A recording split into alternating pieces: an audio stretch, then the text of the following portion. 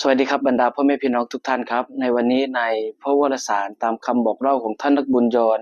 เราจะเห็นภาพว่าพระเยซูคริสต์เจ้าพยายามสื่อสารและบอกกับเราว่าสิ่งที่พระเยซูคริสต์เจ้าทำแล้วก็กำลังจะไปหาพระบิดาเจ้าเนี่ยเป็นการกระทำที่พระบิดาและพระบุตรนั้นทำร่วมกันและมากไปกว่านั้นอีกผลงานเหล่านี้แหละหรือว่ากิจการงานต่างๆที่พระเยซูคริสต์เจ้าสร้างขึ้นมาทำให้เราปรากฏทำให้เราเห็นเนี่ยกำลังจะส่งต่อไปถึงพระจิตเจ้าพระจิตแห่งความจริงเมื่อพระจิตแห่งความจริงเสด็จมาเราทุกคนก็จะได้รับจะได้ความรู้จะได้รู้ข้อเท็จจริงเกี่ยวกับความรักของพระเจ้าพ่อแม่พี่น้องทุกท่านครับในช่วงที่พระเยซูคริสต์เจ้ากลับคืนชีพแล้วเอาชนะบาปและความตายต่างๆทั้งในโลกนี้และในสวรรค์ซึ่งแน่นอนนะครับว่าเราสามารถเรียนแบบ